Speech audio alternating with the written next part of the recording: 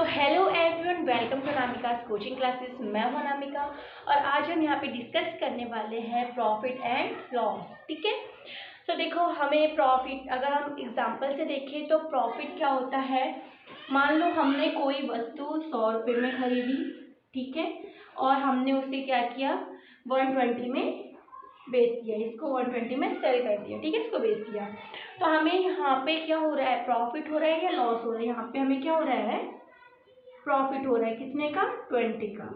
ठीक है, ये क्या हो रहा है, प्रॉफिट हो रहा है। साफ साफ पता चल रहा है, पहले 100 में खरीदी थी, 120 में बेची, तो हमें कितने का प्रॉफिट हुआ, 20 का प्रॉफिट हुआ। ठीक है, अब नेक्स्ट अगर हम लॉस देखिए तो अगर हमने 100 में खरीदी और हमने 90 में उसको सेल कर दिया, ठीक है, तो यहाँ पे कितने का लॉस हो रहा है, 10 का लॉस हो रहा है। ठीक है, 10 रुपीज़ का यहाँ पे क्या हो गया, लॉस हो गया। आया समझ में। जहाँ पे हमारी जो कॉस्ट प्राइस है वो क्या होता है, सेलिंग प्राइस से कम होता है, तो वहाँ पे क्या होता है, प्रॉफिट।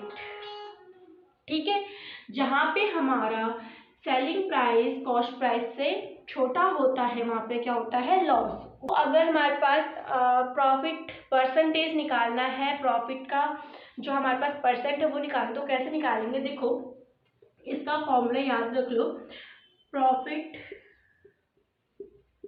परसेंट। ठीक है, प्रॉफिट परसेंट या लॉस परसेंट। ठीक है, यहाँ पे लॉस भी डाल दो, लॉस का भी वही होगा, लॉस। ठीक है, लॉस एंड प्रॉफिट परसेंट क्या होता है, जो भी हमारे पास प्रॉफिट हुआ, जो भी क्या हुआ, प्रॉफिट हुआ या लॉस हुआ, ठीक है, और अपॉन में क्या आ जाएगा, कॉस्ट प्राइस, क्योंकि ये हमेशा किस पे डिपेंड करता है, कॉस्ट प्राइस पे। ठीक है, अगर हमने कोई वस्तु 100 रुपये में खरीदी और उसे हम 120 में बेच रहे हैं, 150 में बेच रहे हैं, ठीक है, तो वहाँ पे हमारे पास क्या हो रहा है, प्रॉफिट हो रहा है। तो ये प्रॉफिट किस पे डिपेंड कर रहा है, हमारे कॉस्ट प्राइस पे डिपेंड कर रहा है कि हमने वो कितने में खरीदी। ठीक है, वहीं अगर हम देखें कि लॉस की बात करें तो लॉस क्या होगा, अगर हम कोई वस्तु 100 रुपये में खरीदते हैं और उसे 90 रुपये में बेच देते हैं, तो वहाँ पे क्या हो रहा है, हमारे पास लॉस हो रहा है। ठीक है, तो वो क्या हो गया कि हमारा जो प्रॉफिट एंड लॉस है वो किस पे डिपेंड करता है, कॉस्ट प्राइस पे डिपेंड करता है कि कितने में वो वस्तु खरीदी थी। इतना हुआ। अब देखो हमारे पास जैसे क्वेश्चन आ गया यहाँ पे, पंखा जिसका मूल्य 1050 रुपये है 1500 रुपये में बेचा जाता है, लाभ प्रतिशत क्या है। ठीक है, तो यहाँ पे कोई फैन है, कोई पंखा है, कितने में, उसकी जो कॉस्ट प्राइस है वो कितनी है, कॉस्ट प्राइस कितनी है, 150 है। ठीक है, और जो सेलिंग प्राइस है वो कितना है, 1500 है। यहाँ पे देखो हमें कॉस्ट प्राइस गिवन है उसकी और सेलिंग प्राइस भी क्या है, गिवन है। हमें यहाँ पे क्या निकालना है, प्रॉफिट परसेंट निकालना है।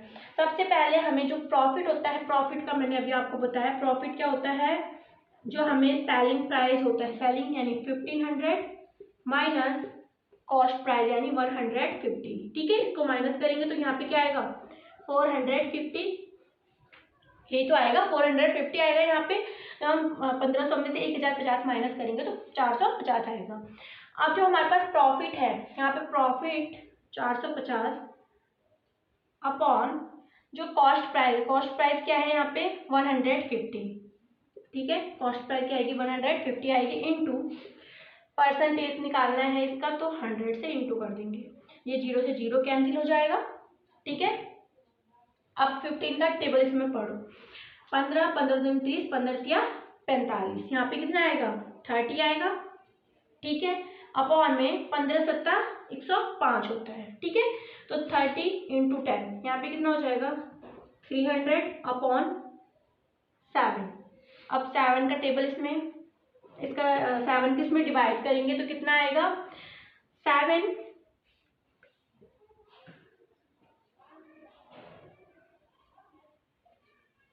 ठीक है, तो हमारे पास यहाँ पे जो परसेंटेज आया वो कितना आया, 42.85%।